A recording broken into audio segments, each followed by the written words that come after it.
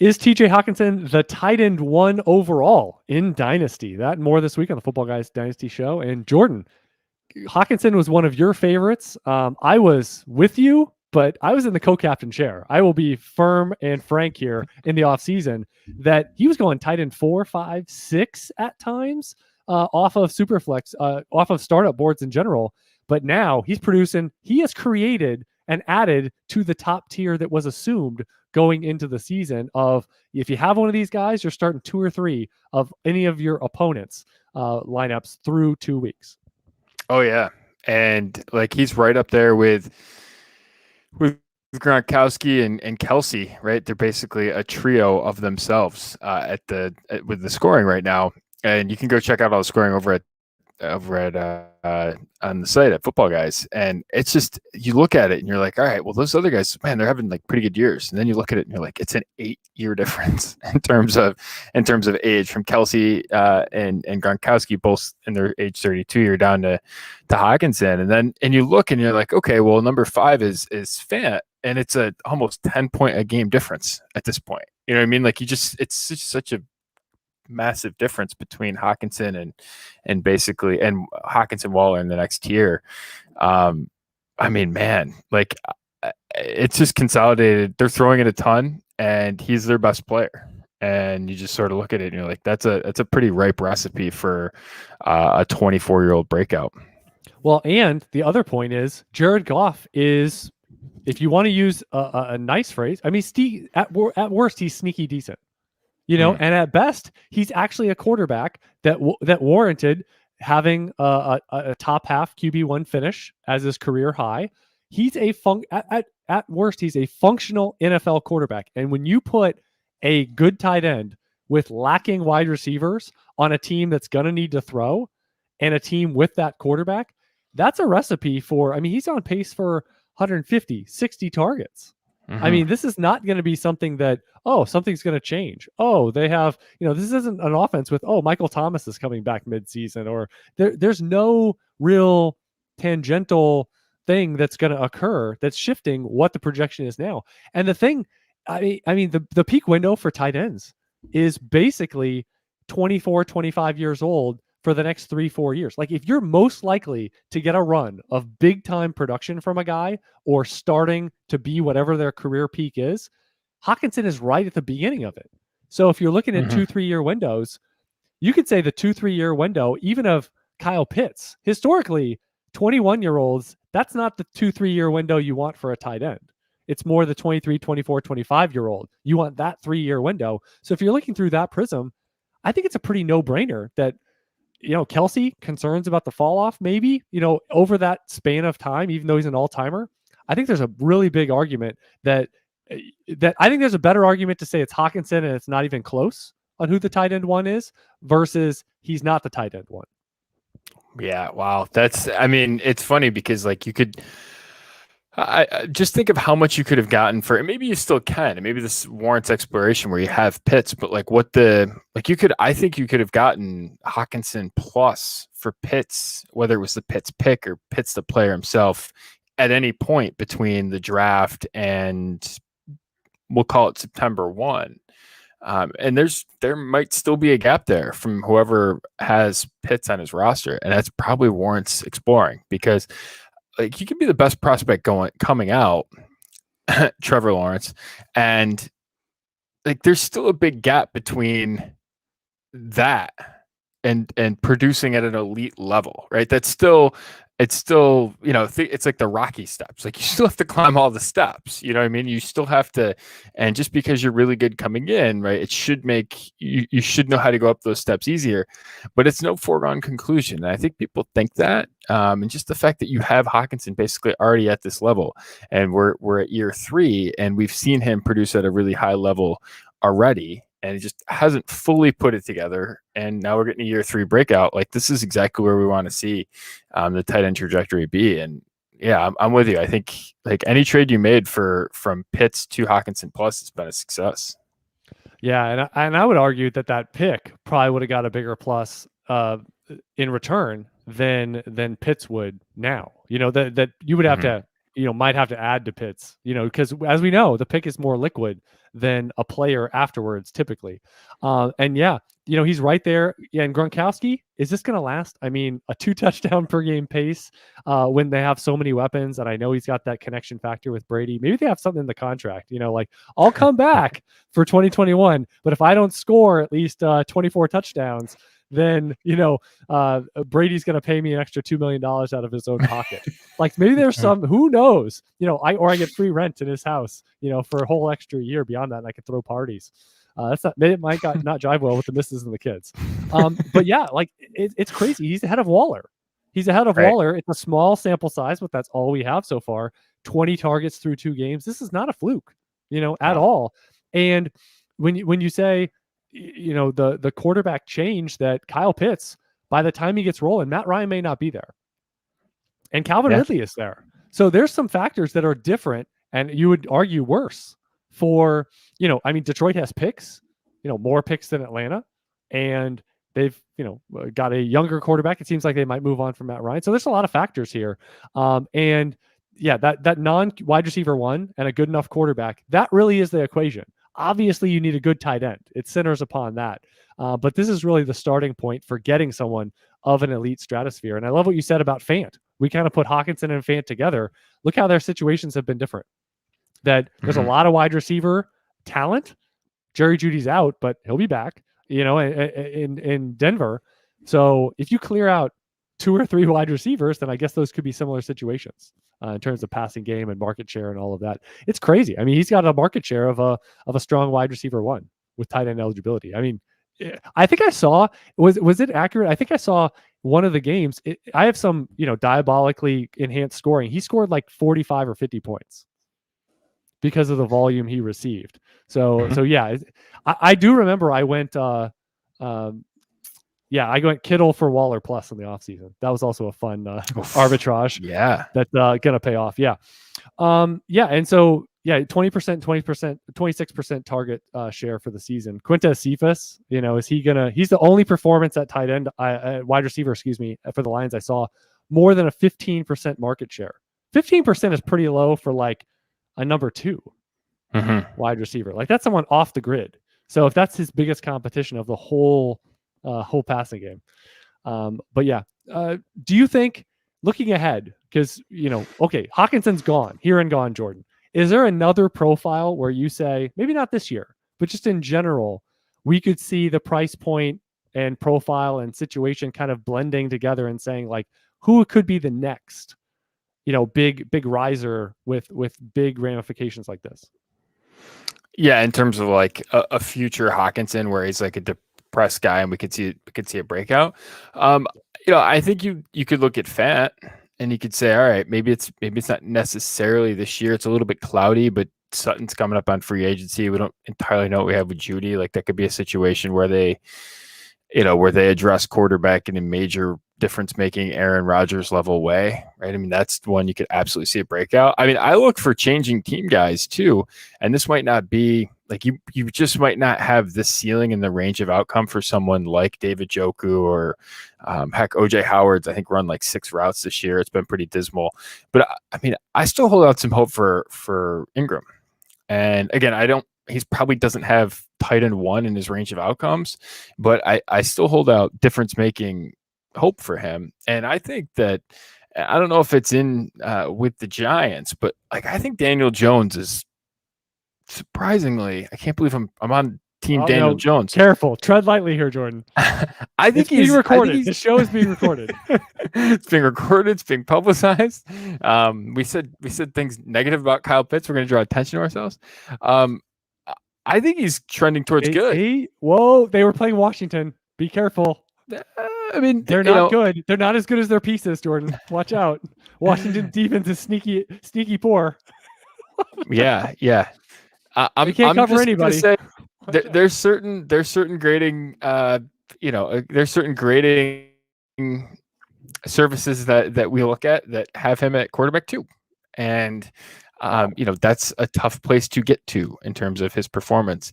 So I mean, I think he's trending towards good, and He's above expectation. You look at all those things, and again, you sort of look back and you're like, all right, who is he throwing to? Like him and Kenny Galladay are yelling at each other, and I think Ingram's got a growth potential there.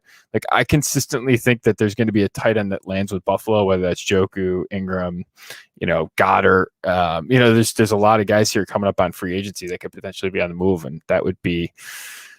I think that's an interesting spot where to look for them next. But I don't think anyone really has Hockenson level of upside as at present. Well, and not the market value either, because again, Hockenson has been on a positive curve so far, and he's got the high end pedigree. Plus, he hasn't disappointed yet. He hasn't had that big expectations, and he failed them. He's pretty much achieved the reasonable expectations until this season when he blew out. I mean, no matter what expectations you had so far through 2 games, he's probably hit or achieved even those lofty standards.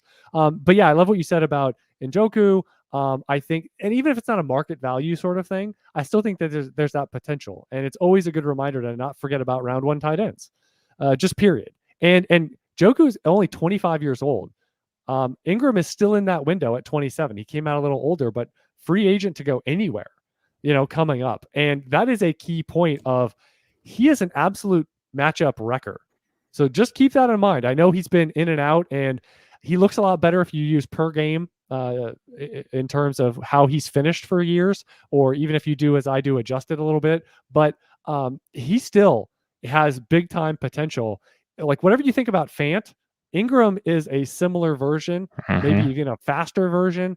A wide receiver with tight end eligibility. I mean, there's a lot of potential here, and just it has not come together. Durability at certain points, and then the situationally with the Giants level of quarterback play when he was maybe at his healthiest. So a lot of moving pieces there. And Ingram, I have to imagine, if this season does not turn into Ingram comes back and he's like a top 10 option, he is going to be one of those buys where it's just like you hit the button over and over again. You like one of the monkeys getting food.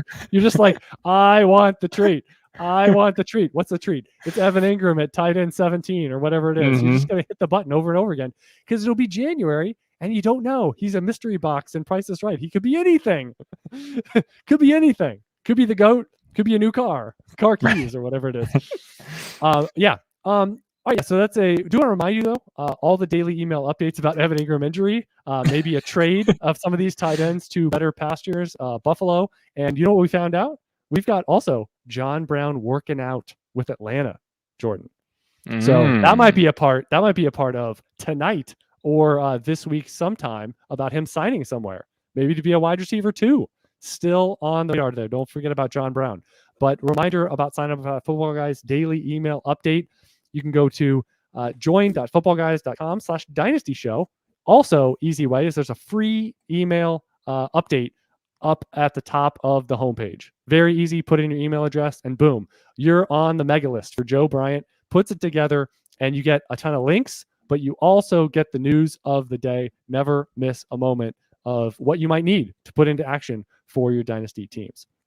All right, we got some dynasty trades going on. You mentioned Kenny Galladay, and straight up 1-for-1s are not super common, but they're clean. They're easy deals. I think a lot of people are comfortable. I'm trading you this position for this position. Let's do this.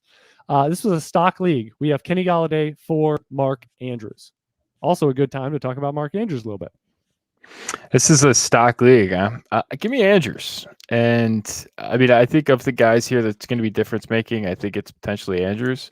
I think you're buying low on him too. I'm just not sure what the ceiling of the range of outcomes is for Golladay at this point. Really, I've had these same concerns and questions since he's left Detroit. You look at a team that has an absolute need and they let what looks like a solution totally walk out the door.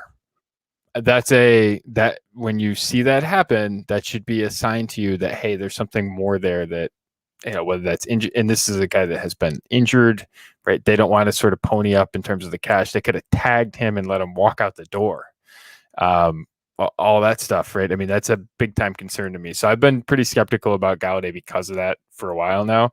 So give me Andrews. Yeah, and Golladay, I just haven't been a fan. I'm open to him. I'm open to any player, but when you say Sterling Shepard has out target share him both weeks, you've got Darius Slayton, who is off to a really nice career start. He's not irrelevant. Guy can play from midday 3. That may not turn into ever having a top 24 season, but guy can play. And this is without Evan Ingram in the lineup.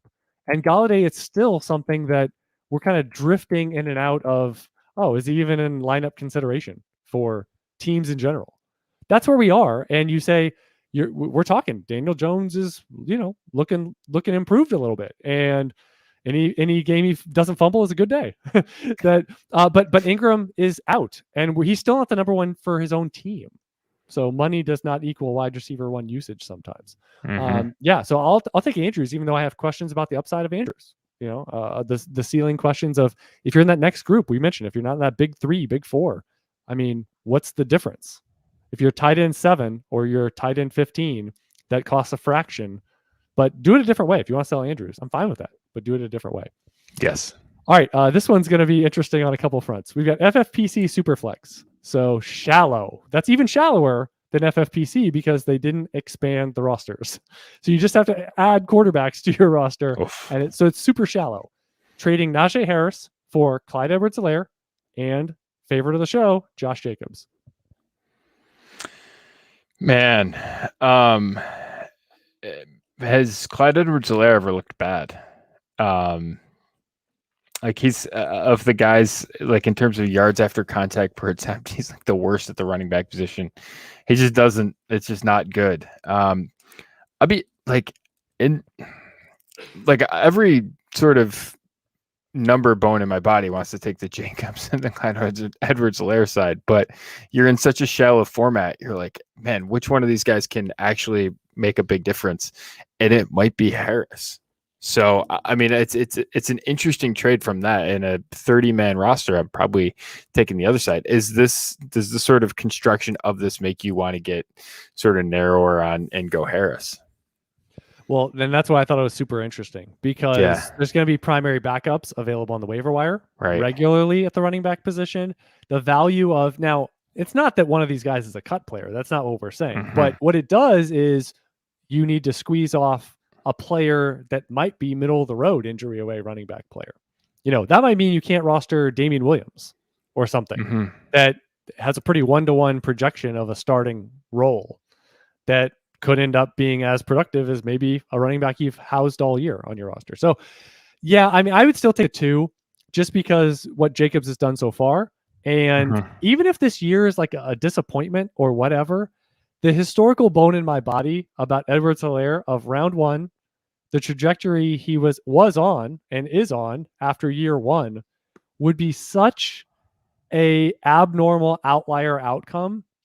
So you put those two things together, and I think memory serves, Edwards-Helaire is younger than Harris. I mean, not that you're worried about age in FFPC really at all because it's so shallow, but I can't say no to 2 first rounders for 1 first rounder when the 1 first rounder wasn't like Barkley in year 1 or 2, or McCaffrey in year 2, or you know what I'm saying? Like, so I have a real tough time because I think Harris is a nice player, but I think skill set wise, and could he speed up in year 2? Yes, we've seen that before, but I just think he's going to be, by the way, he actually subbed out and didn't play 100% of the snaps this week.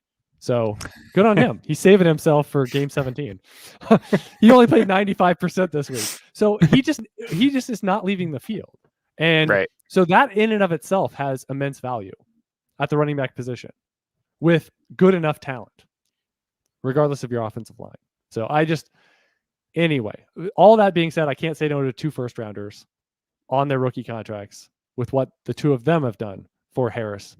Even if you view Harris as the best player in this deal, I can't do it. Yeah, I think the only nit I would pick in all that is like what piece is the one that gets you to go from running back, to running back 1-2 range to elite quarterback, right? And I don't think, if you're sort of looking at it in that sort of, if you're trying to jump from Harris plus up to an elite quarterback or an elite wide receiver, you probably can't do that with either Edwards-Helaire or Jacobs at this point, but you probably can do it with with Harris. That would sort of be the pushback I would have in terms of a team building perspective. I think in production, you're probably fine with the other guys, even though I hate the roster construction. It's just really, really tough. 2-1s are really attractive in that roster construction, but I'm sort of with you. That would be the other angle I would look at it from. Yeah, I mean, if it was Edwards-Helaire or Jacobs, and then we're moving, like if that was one of them and like Miles Sanders, or I'm just trying to think of someone maybe in that range, then I would take Harris. But that isn't what it is, which I thought was pretty interesting in the deal. All right. Yeah. We've got a stock format here. We've got Kenyan Drake being sent to the Josh Jacobs team for Gabriel Davis. Well, it's interesting because the one injury away guy in Vegas is not Kenyan Drake. It's Peyton Barber. So that's, I think, notable when you look at it. Is it? Did that matter? You mean for the Jacobs role? You meant for the Jacobs role, right? It doesn't matter when. I don't know if you saw this, but Peyton Barber had a yard more after contact than he had actual yards this week. So that means, in other words, he's met a yard in the backfield. He's met on average a yard in the backfield with contact. It's a disaster show in terms of the running game, and I don't think it much matters. The other aspect that I would say to that is I'm not really sure that Gabe Davis matters much either. I think the ultimate right answer is at the same cost, around the same range of drafts, you take running back over wide receiver. And I mean, Gabe Davis is a wide receiver 4, and we can sort of dump on Drake, but you take Drake. But I think it's not a good situation there for any injury away back besides, outside of any running back there not named Jacobs. It's not a great situation. Yeah, and the thing I wanted to bring up here is Kenyan Drake. I thought really this was a telling moment in how the Raiders, at least the Raiders, if that changes, coaching, or if he changes teams in the future, maybe it shifts. But they said, no, we'll pretty much keep him where he is in terms of how we use him. And you know what? They shot it straight. That's exactly what happened. And I think now we know with no Jacobs, Drake is still sort of on the periphery of fantasy lineups, which is not a good look. First of all, I do think, how do you not get Gabriel Davis on a pick is what I would wonder, or just something. I don't care. 10% of waiver dollars, or, a fourth to a third, get something. How do you not squeeze something from the Jacobs owner? So that would be one of the big things. And yeah, Gabriel Davis, I mean, he's behind Emmanuel Sanders. Confirm or deny. I mean, he's behind Emmanuel Sanders right now. He's behind Beasley. So he needs at least an injury to get onto the radar outside of best ball. He'll probably have a couple good best ball games, but good luck. Good luck starting him for 3 months trying to encapsulate those 2 games. Right. So, right. But a bye week flyer. That's what he is going to be based on. And I'd argue if Emmanuel Sanders is the guy that misses time, he still may be relatively irrelevant in that game because of Beasley and what he means, and he's in the pecking order. And Diggs, we still have seen him, not really be what he was a year ago in the first 2 games. So it's coming. It's coming. And you said, what if they add a tight end, and Dawson Knox has some good moments as well. All right. We got one more here. Mark Andrews, no tight end premiums. So I can almost imagine what you're going to say already. Mark Andrews for Robert Tonyan and a 22 first. We can Mark Andrews. Is this super flex? Nope. Just straight. Man, we can really like Mark Andrews, but in almost any format, right? If you can get a first for a tight end, this is kind of the first for a quarterback deal. There's not a ton of them. I think you can get a first for a tight end a little bit more frequently. I don't know how much over the next year or two a difference that Tonyan's going to make. We'll call it this year. If Rodgers walks out the door, it's probably a different story.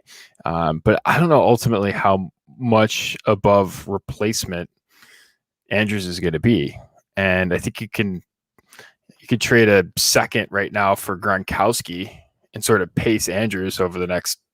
Every year you can find a guy. I mean, you could have traded a third for Jared Cook. This summer or right now, if you're dying on the vine, you can do that.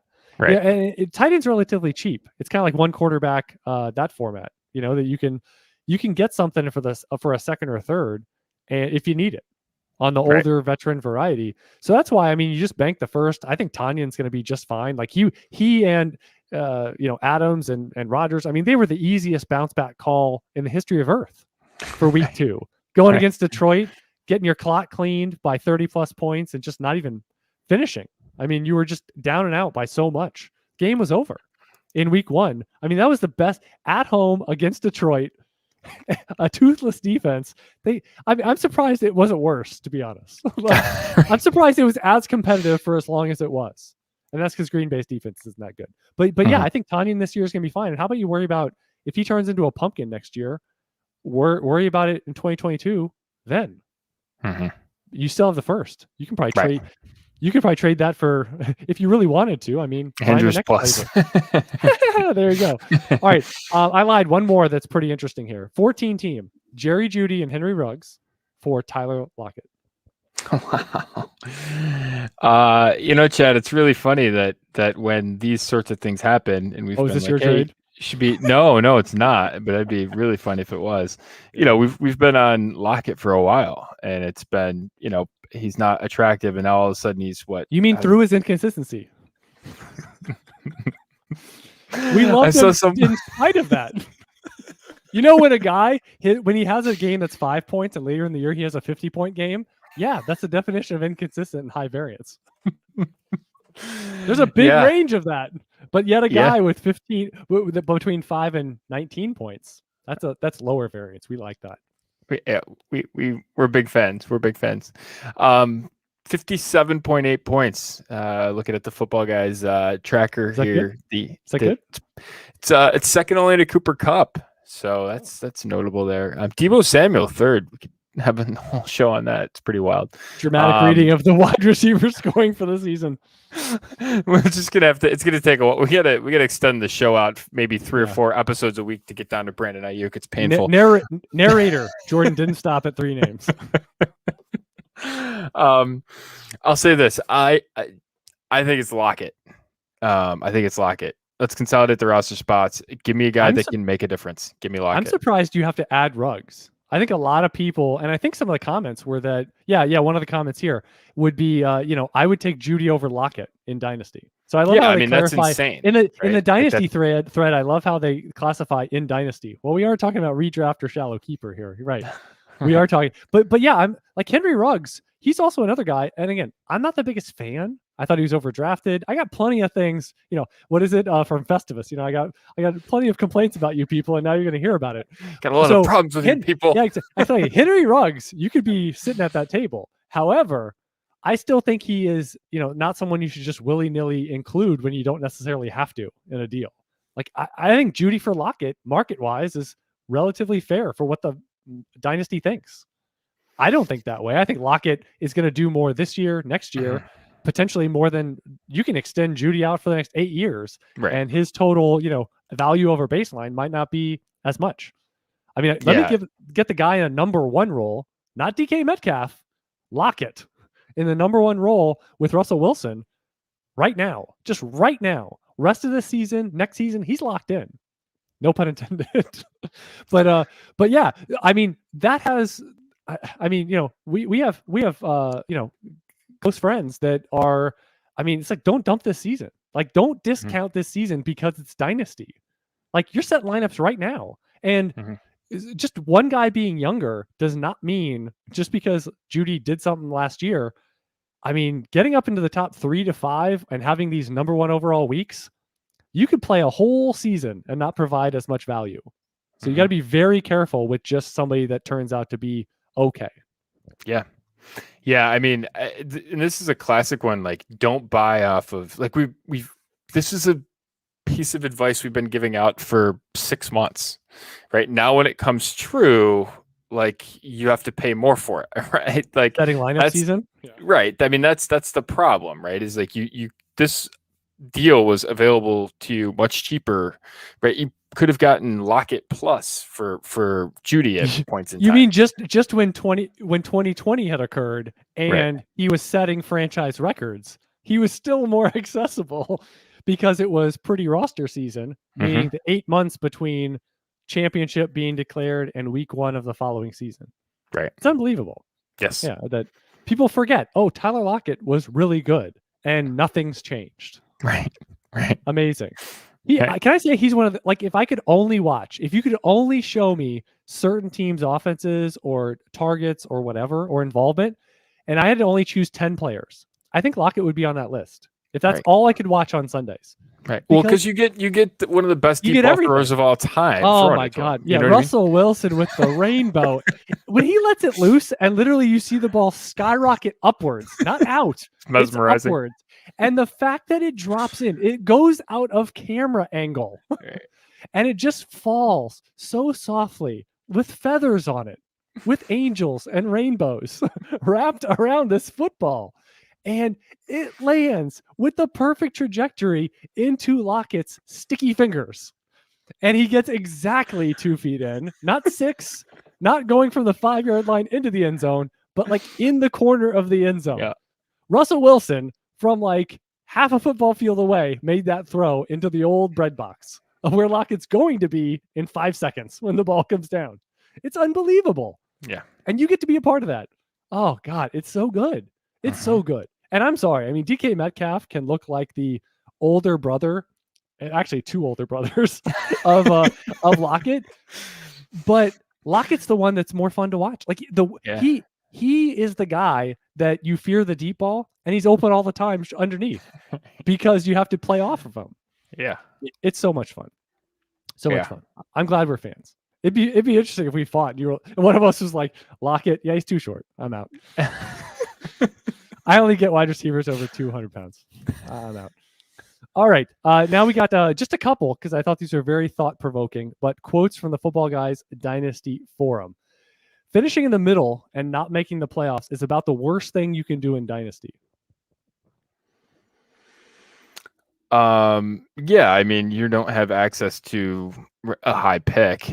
You don't necessarily know that's going to happen either. I think there's a valid debate you could have about what's better is to try and, I mean, this is NFL teams have this problem, right? Like, I mean, this is the Giants approach, right? Do you take a quarterback who's middling and try and build around him and hope for positive variance along the way? You get in and see what happens and try to take the Eli route to winning the Super Bowl, which is what Kansas City was doing with Alex Smith for a while. Or do you sort of being like, hey, we're going to take the high upside swing and we're going to go with the Mahomes angle? Well, that's what Kansas City did, right? And so, I mean, there's different approaches to doing that. I think it's a team building thing. Do you want to sort of be in that, we're taking a ton of risk, but we have a lot of upside and we're sort of shooting for buys and we're sort of moving that way. But, listen, the odds are we could be picking really early for a while too. Or do you sort of want to say, hey, listen, let's get a lot of, teams in the playoffs and see, right? I mean, I think it's largely a philosophical debate that you have to have. I don't think there's necessarily a one way wrong or another. Well, I think in Dynasty, it's a little more. I mean, tanking is not allowed. So the way to shed your points and technically not finish in the middle is to trade your productive players. I'm not saying that can't work. You can trade for injured players and things that point to 2022. There's ways to do that. But what I would say is you don't really know you're not competitive longer than week 2. If you're 0-2, we'll have this discussion in a few weeks, but like of signs, about if you're being competitive or what, when should you be deciding and how should you be deciding? But when you get there, like we had a situation where, we were right on that playoff fringe and you get all the way to the end and you're like, well, I need a win. If we win this week, things look a lot different than if we lose this week. But you don't even get to that position if 3 weeks before you're like, oh, well, it's unlikely, so I'm not going to like, but what are you going to do? Like in our, like, are you trading, it's super flex. You trading Russell Wilson at that moment for what? Like, so you don't want him on your team next year. So it's a very dicey road when you say you don't want to finish in the middle, because that can mean you're a hot team. You made the playoffs at the end. You got a good run of, hey, some backup running backs. I'm starting them now. And, you got a couple hot guys and you could win. 5 and 6 seeds win. This, you have to have a bye and you got to be one of the best teams in the regular season to win a title is not true.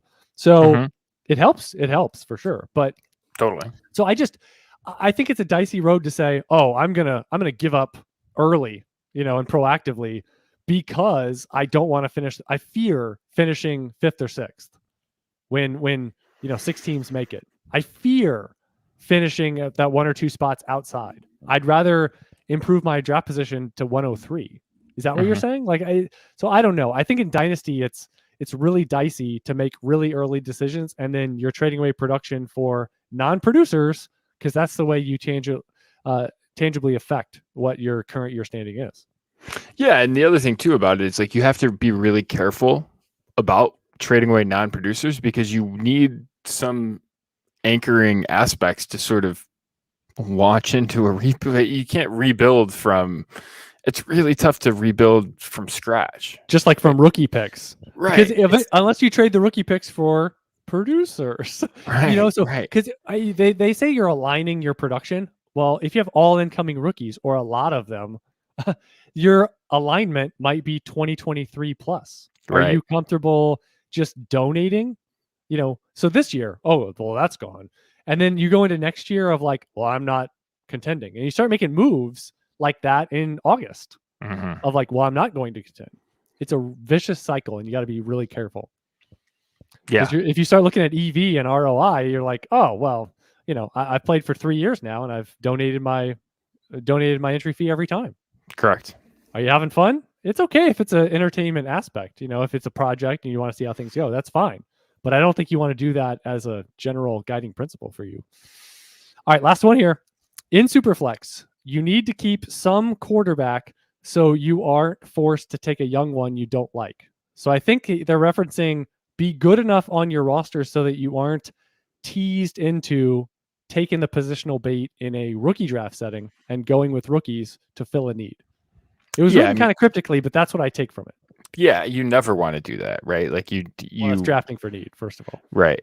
And I had a good someone did one this week where they passed it along to me and they traded like their running back like 7, which was like just a loaded running back core, and got a really elite quarterback process. And it's like, that is why you never draft for need. You just keep drafting good players and then you can fill needs later on. I'm sort of with that. I've heard Dave Gettleman, I can't believe I'm referencing him in team building strategy, but here we go. He was talking about how, the best way to look at the draft is never to draft for need. It's to look at free agency. And trades is the time to actually look at drafting for need, or filling a need. And then that way you sort of fill a need through free agency, fill a need through a trade, waivers sort of that way. And at least internally to a baseline level. So you have the asset, you have that spot fixed. And then listen, if you draft someone, if the board falls right that you draft someone, that's an upgrade. Great. But that way you're not sort of forced into making that bad decision. So I agree with that principle largely. I don't necessarily think you have to have it on your roster, but fix it via trade, sort of do those things throughout the process. And you don't have to, and you can sort of know that position's coming and force yourself out of it, right? You can make trades along the way leading up to a thing. You don't necessarily have to hold on to a quarterback from now until next rookie draft so you don't draft one out of need. Like you can have the discipline to do it a different way. Yeah, one example, I'm in a 2 quarterback league that I took over, and it had Drew Brees and Derek Carr as basically it. So a lot of teams, obviously in a 12 team, or not every team has 3 quarterbacks. It's just not possible in terms of starters, and you can't really keep a lot of backups. And Drew Brees, he ended up exiting. Now you always have to be looking. See, here's the thing: if you're light at quarterback in a premium format, just always be looking, always be aware. That could be backups. Last year, when Tua took over, Fitzpatrick hit the wire. I picked him up. Now, obviously, he lasted a few drives so far. So we'll see if he comes back. But that was one of my plans. What did I do? I picked up Mariota. He's out right now, but we'll see. He's an IR as well. But I insulated Derek Carr. Obviously, Derek Carr is doing well. What did I also do? I was proactive with Ryan Fitzpatrick, and I got Taylor Heineke before he cost a fortune.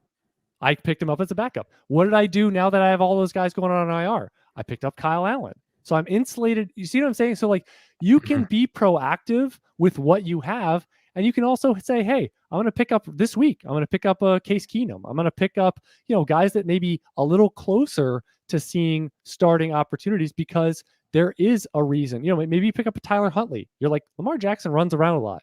What if this is the week? Doing headstands into the end zone this week. Yeah, exactly. It seems like he could elude everybody, all the defenders. Yeah, that's just, yeah. Yeah, so I think I heard on some show, is he the best running back in the NFL? But I thought he was supposed to transition to wide receiver. But yeah, just a really fun watch. But the point is, be proactive. So if you're light, of course, get strong elsewhere. Your team needs good players for you to draft. But then you got to be okay. Like you mentioned, we're not big into the selling running back business per se. Like, let's use them, let's pummel people. I get that. But if you're strong and weak somewhere else, you can rebalance. I've traded running back for wide receiver, running back for quarterback, and that's okay. You draft the running backs and now you feel good or better than good, and you rebalance and you get a position you need, and you didn't take the risk of drafting a rookie wide receiver or quarterback. That's how it works. You just have to be okay with both sides of it. Number one, be patient addressing it. We have a league where we've wanted to address quarterback for a while. We traded for Deshaun Watson. We're going to be patient with that. We haven't I don't think we drafted Kellen Mond, right? In like the third round or something. Something like that. But the point is, we haven't splashed it with a first round pick of a guy that we didn't think was good value. So, but we're still waiting. We're finding our time. We're not, we'll see about Watson. Is he playing next year? What his status is? But we're just going to keep our eyes open at all times for opportunities. And that doesn't mean you have to just blow things up and say, I have to overpay no matter what for this one guy. Just be open to backups, pickups, and just future opportunities of who's a depressed profile. Yeah, and we got Fitz added in a deal as part of a bigger deal. It was actually as part of a bigger DeAndre Swift deal, who coincidentally helped us win this week, which was really nice to watch. What is a meaningful matchup, Jordan? It was a meaningful matchup. Felt good to win. Just a little. It felt good to win. It's nice when you can win one every once in a while. It's nice to get one in the bag. It's worth noting that Tyson Williams would have provided the difference. Thank goodness we didn't trade him. So it was a good win there and puts us on a good trajectory. So happy about that. But again, that was part of a bigger deal that we just sort of took this shot of, hey, let's get Fitz, and that hasn't worked out. But just keep. But it's the process. Exactly. And it's funny because we were concerned coming in, like, hey, is Goff going to provide us much value? Actually, Goff's fine. Goff's what do you know? Thank God. Right.